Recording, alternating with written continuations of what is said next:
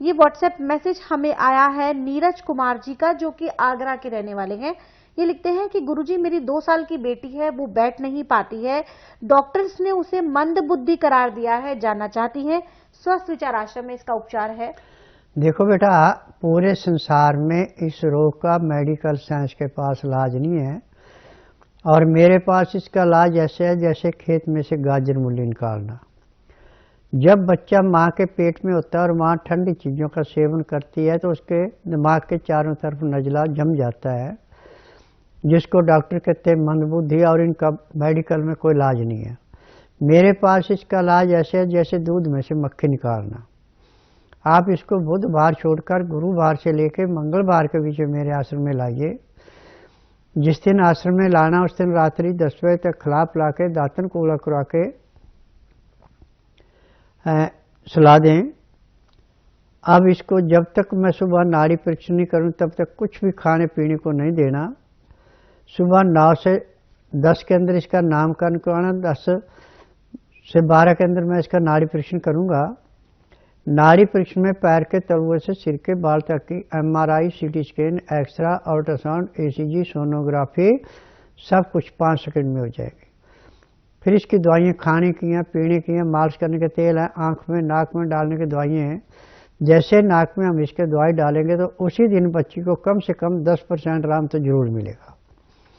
और यदि आप 1 हफ्ता यहाँ रुकेंगे तो लड़की के अंदर कम से कम 35 से 40% आराम आ जाएगा।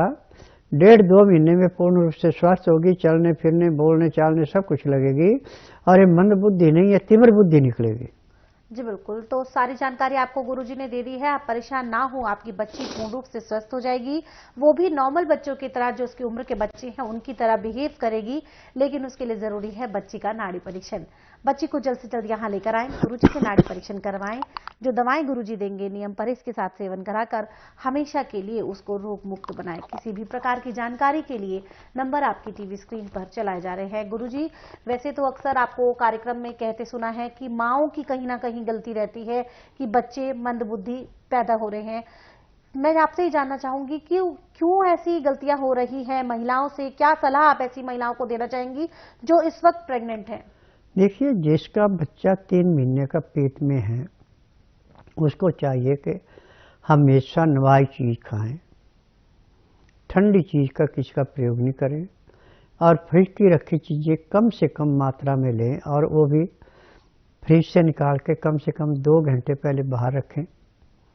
फिर उसके बाद यदि लिक्विड चीज है तो उसको गर्म करें, सूखी चीज है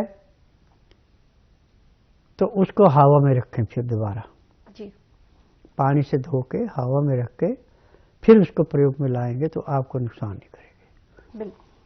और फ्रिज से निकाली और फटाफट खा ली तो उसमें अमोनियम गैस होती है, ये बच्चे के दिमाग के ऊपर ऐसे बैठती है जाके जैसे पहाड़ों पे बर्फ बैठती है, जिसका खामियाजा मंदबुद्धि बच्चों के रूप में भोगना हाँ। पड़ता है।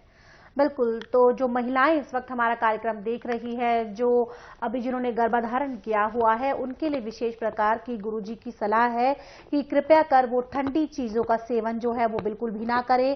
फ्रिज से निकाली हुई चीजों का बिल्कुल भी तुरंत सेवन ना करे, कम से कम उन्हें 2 घंटे आप बाहर रखें। जितना हो सके निवाई चीजों का सेवन करें, क्योंकि जो फ्रिज से निकली हुई जो गैस होती है उसमें अमोनियम होता है, और जिसके चलते वो बच्चों के जो दिमाग में, जो आपके पेट में जो बच्चा पल रहा है उसके दिमाग पर जाकर बैठती है, और जिसके चलते बच्चे को मंद बुद्धि बच्चा करार दे दिया जाता है। तो ऐसी गलती आप बिल्कुल भी ना करें।